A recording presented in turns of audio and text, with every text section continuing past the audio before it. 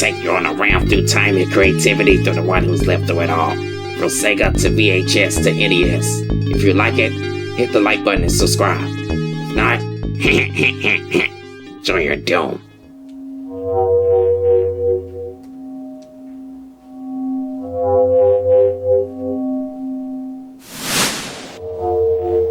Fuck.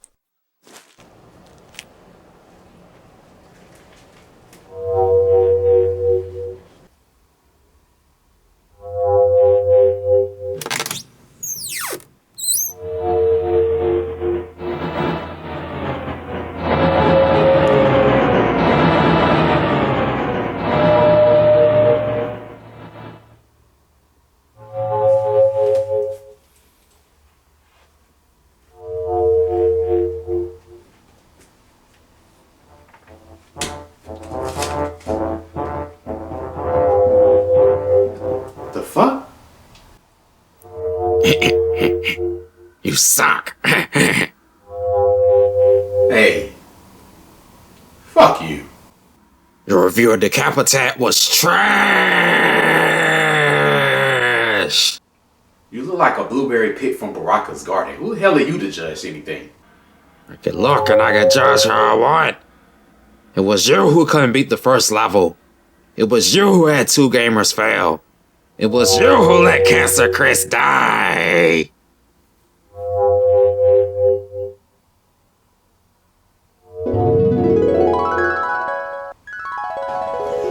Because she has Hep C. You fucking Jesus! What the fuck's up with your hair, kid? I have cancer. What kind of cancer? Ball cancer. Nice. Fuck. You have no way to redeem yourself. You must burn in hell. No. I'm gonna do this. I'm gonna actually beat that game. You fool! It is impossible for you to do so. No. I defeated Death Trap Dungeon and escaped. And I also defeated a sorcerer who had haunted me for 11 years. I think I can do this. Fuck you and him! Your talk is nothing. Prepare to be decapitated! Man. I'm getting used to this shit here.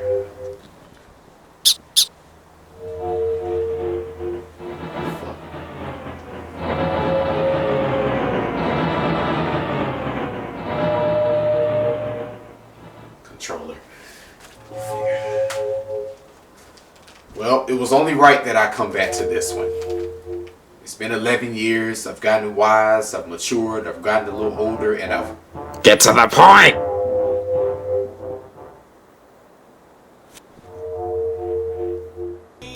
I have to admit, this was a very early Genesis title that I didn't grow up playing. I do remember this company Decap being a very low-key developer from the 80s that were known for producing a lot of shmups or side-scroller shoot-em-ups that pretty much ruled the arcades. They weren't very competitive with companies like Konami and Capcom, and most of their games emulated a lot of popular titles from the time, like Kid Cool, which tried so hard to be like the new Mario.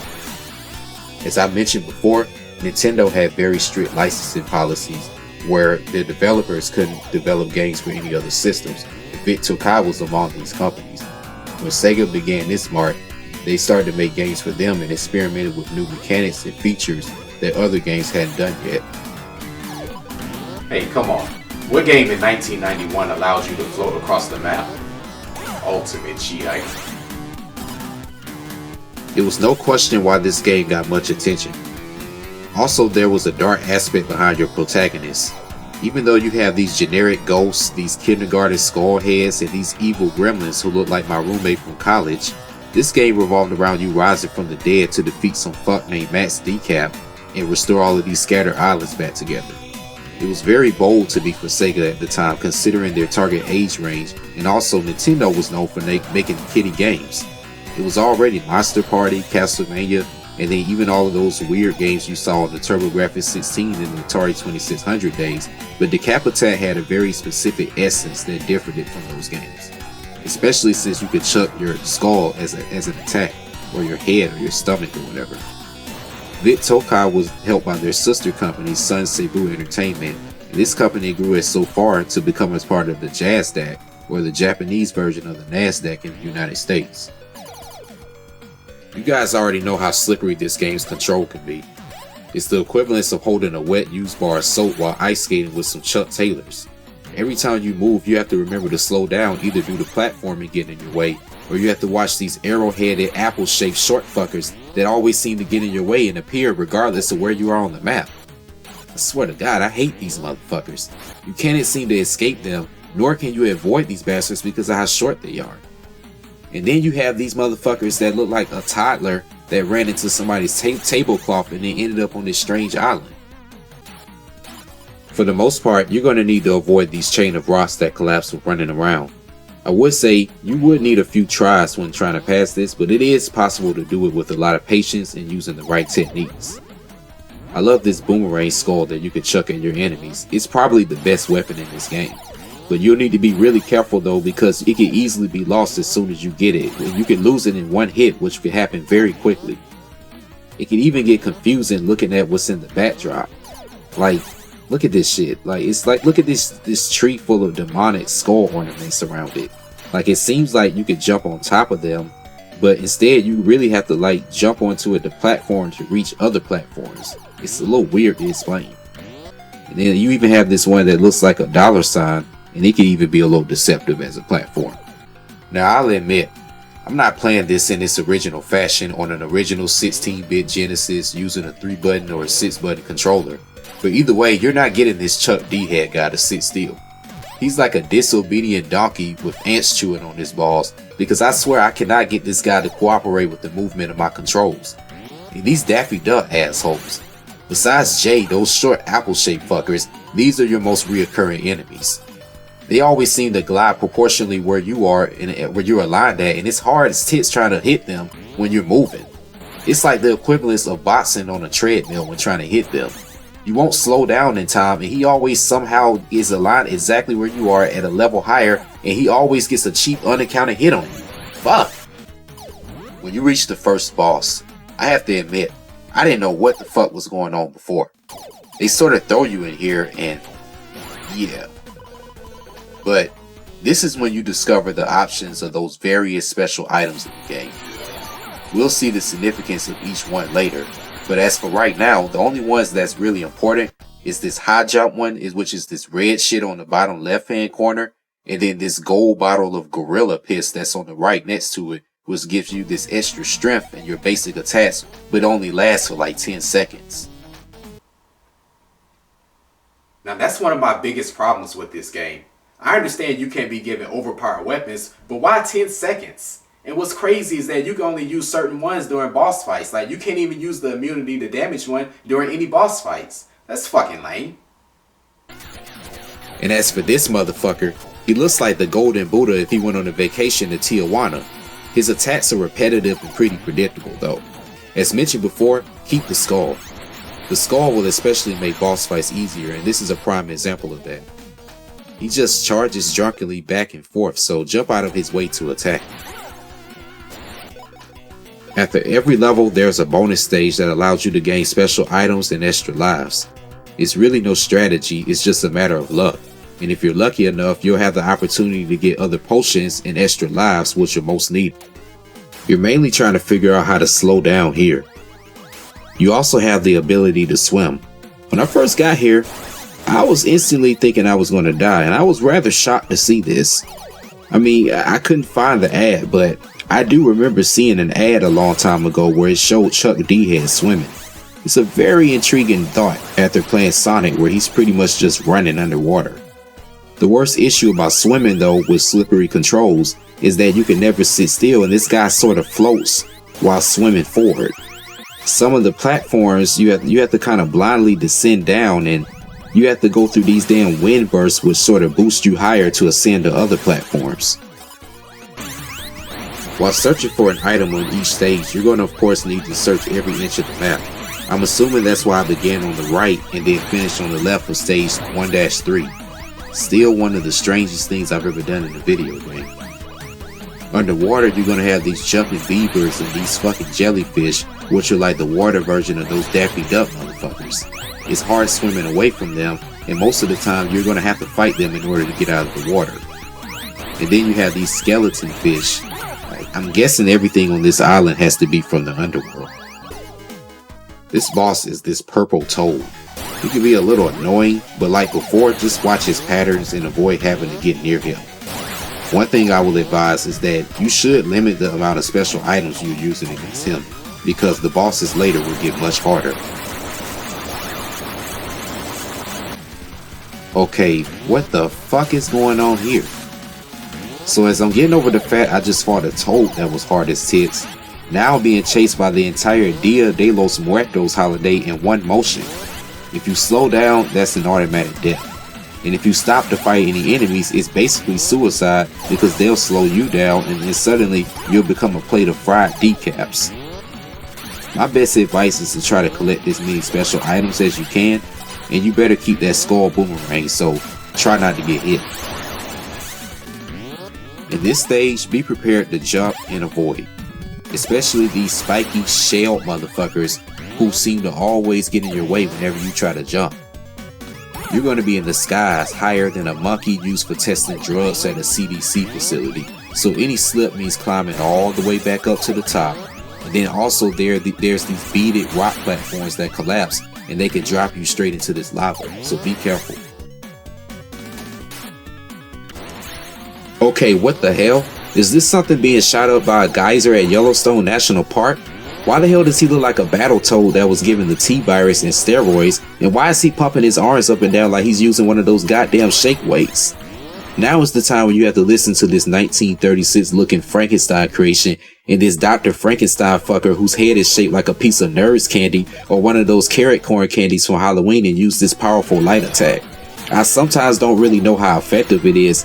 I mean, I'm guessing it does a good amount of damage. It's necessary enough to make him start shooting these fucking fireballs of his own. And it's trying to avoid these things is hard. It's like trying to avoid a targeted missile from a damn SR-71 Blackbird. Okay, I got him. What? You gotta be fucking kidding me. So I guess if you don't go get the special item on each stage, even if you have to repeat the stage, even if you beat the boss. Like, what the fuck? Damn, man. That means I gotta deal with all these fucking bastards again, like this motherfucker. And these goddamn jellyfish again. Damn, I'd rather just fight this damn tyrant experiment again. Fuck. Man, I hope I'm not gonna jinx myself. Alright, I found it. Well, at least I know where to backtrack and find it now. God damn, man, I'm about to get the fuck out of here. Man, I'm already not liking this stage here. I mean, for fuck's sake, they already throwing every enemy type at you. There's water and... Oh, shit. Fuck. I don't like that bastard there. This sneaky motherfucker is probably the worst enemy on this game. I already explained to you how hard it is swimming underwater. He practically lives there, and he's very calculated too. One slip and he'll drain a quarter of your health. This motherfucker, along with those plants from stage 3, are probably the worst enemies on this game. This sneaky, conniving little bitch, man. Like, god damn! Man, go away! Yeah, got him. Damn! Come on, man. Are you fucking serious? Better get accustomed to being underwater about this point.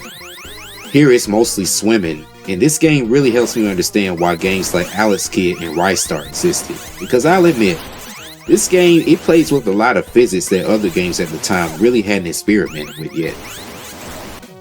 Man, dude, you do not want to piss off this fucking angry flower here. This thing is like a female that you cheated on and she saw you in public with the bitch that you cheated on her with.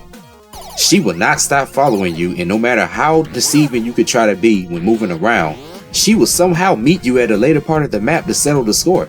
This bitch will even go as far to even jump in the water and follow you.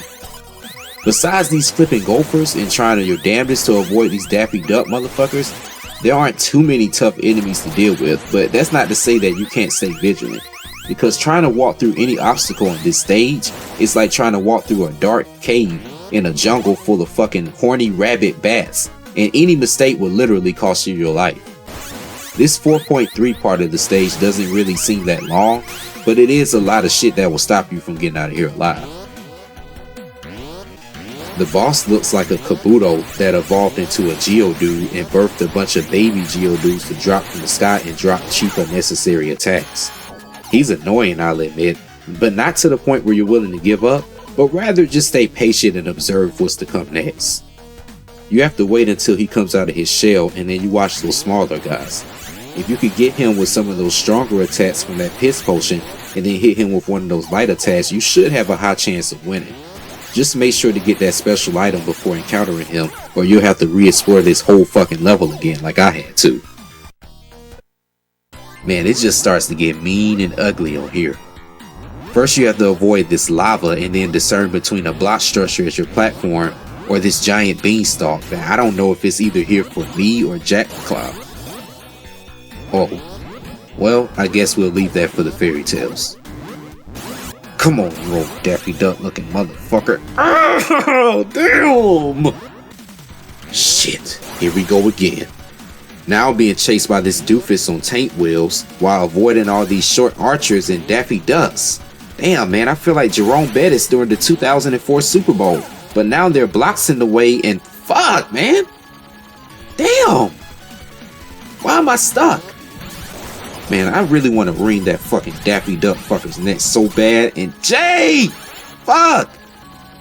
I want to stomp on this squash on this motherfucker's head so goddamn bad. Come on, man, jump. Jump. Fuck! Hell yeah!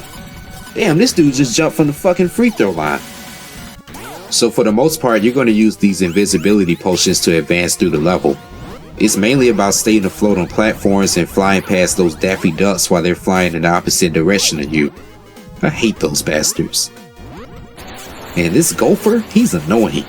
I didn't understand what was going on at first, but you have to hit him when he comes up from underground. But what's a bitch is when he starts chucking 3 rocks at you and they seem to perfectly land directly on you. Damn, man, and they come at you fast as shit, and if you duck, you can still take damage. If you took 2 hits from before, man, good luck trying to beat him, man. You probably gonna have to end up going back in the stage and finding some extra health. You know what? Fuck it. Man, I'm just gonna have to use some more of those strength potions. I'm just gonna have to preserve the shit out of those lightning blast ones for later. Come on. Oh, man. Well, I already bragged on the greatness of how slippery these controls could be, and now they want to torture me with the ice stage? So far, it really isn't as destructive as it looks, honestly. It reminds me a lot of Page Master without the darkness. But of all people sent on this island to confiscate a special item, why the fuck did they send Chuck D-Head? In between bouncing up on these arrows and sliding around these narrow ass ice cubes, you're going to be in for some slippery fun. I also hate these penguins that's dressed like the Penguin from Batman sliding their way through the level. Like those sneaky bastards underwater, they can calculate your moves very well, and they always get in your way, especially when you're jumping up on platforms, and especially when it's 2 of them sliding near you. Holy shit, man! Okay, got what I'm here for. Man, you know what? I'm trying to get the fuck out of here and just get to the boss. Fuck it, I'm about to use the invincibility. Okay, this guy's full of monkey shit. From what I've experienced, you have to hit him when his arms are up in the air. Then he jumps and hoists himself in the air and begins spitting rocks that land precisely on you. You have to have that boomerang skull against him. I mean, it just makes things so much simpler. Okay, no more monkey business now, man. Let's get him. Man, don't lose the boomerang. Don't lose the boomerang. Don't lose the boomerang. Damn. Alright, we gotta go to the strong attacks now. Fuck. I'm starting to damn breathe hard as shit, man. My fucking heart is pounding and shit. Not gonna lie, man. This game is definitely a good challenge. Even against this South Park version of Bill Cosby. This is pretty much the same as before. It's just a mixture of more lava deaths, and I'm sure more swimming underwater to find special items. Except more cheap deaths, it's less visibility whether you're descending or ascending anywhere on the screen. Damn. What I really don't like about this level is it's very hard finding health. And my thing is, out of all these goddamn potions that you have on this screen and shit, like, out of all the shit that he invented, why the fuck could he invent some shit to help heal me instead of just something that's gonna continue making me fight without any energy? I know I'm coming from the dead, but fuck. Before going underwater, you have to really make sure you keep your health as high as possible because you have to encounter 2 of those sneaky bastards and to get that skull boomerang. And in my opinion, I'm not even gonna lie, man. It's worth risking your life to get this skull boomerang because it's almost impossible to beat the final boss without it. Man, this is a tough ass motherfucker. He kind of reminds me of that boss from Shinobi Shadow Dancer, but way more bullshit involved. He stomps left and right like a fucking sumo wrestler, and when he spawns those fireballs, it follows you and those things will literally drain all of your health. It's a tough battle because not only are you running from them, but you're also trying to avoid walking into his fat ass so he'll take damage on you from just touching him. Fuck, man, I don't have any idea how to beat this motherfucker. Okay, so when trying to do the lightning attack, it's like this motherfucker doesn't jump in sync with your control. I don't know if it's my version of Decap attack I'm playing, my controller, or if it's just the fucking game, but it's not even like this boss is even that hard. It's just hard trying to just avoid these cheap hits. Damn, man. Especially when you're forced to go back through the level and find more health, man. I'm not knowing what the fuck to do. Damn. I'm not seeing really many options with this. Man, hopefully these last few little special items will help. Hopefully they'll give me a chance. Damn, man, I'm screwed, man. Come on, man. Fuck this shit, man. More attacking with that fucking strong potion than lightning attack. It's the only 2 fucking things that'll work. And it's the only 2 fucking things I'm allowed to use because you can't use any other special fucking shit during this boss fight. Damn, I could really use that invincibility one. It'll make this shit a lot easier. Damn. Oh shit, he's turning colors. I think this is it, y'all. Fuck. Man, this shit is driving me fucking crazy. Damn, man, my fucking palms are getting sweaty, man. Slip, dodge. Bro, if you don't have enough of those star attacks to destroy this fucking offspring of Steve Bannon in the fucking US Republican symbol, you ain't gonna win at this. I don't know what he does when he spawns this fireball, but he duplicates faster than fucking krill sperm. And you really can't dodge that shit while using the special with the high jump, so I really hope you preserve them from the previous boss fights. Come on. Okay, he's turning orange. Okay, he's turning red. What? Oh, shit! Yes! Yes! Decapitated! Oh my god, it's over, man. It's over. So in the end, Matt's Decap is decapitated and Chuck D-Head collapses in front of Dr. Kettlecorn in his minion's office, and he gets his wish completed. He gets worked on and finally gets his ultimate dream to become an actual kid. He looks like a fake Luke Skywalker, and he wants to be called Charlie. What the hell is the difference between Chuck and Charlie?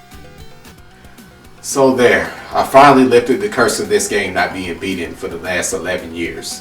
Overall, it's a fun game, but it's not one that I think that could be beaten in one sitting.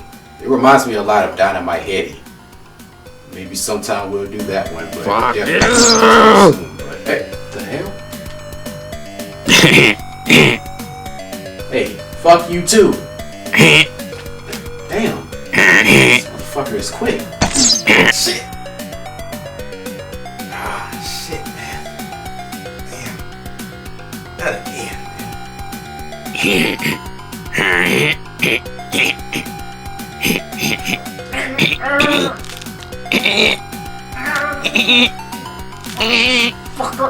Burn in hell.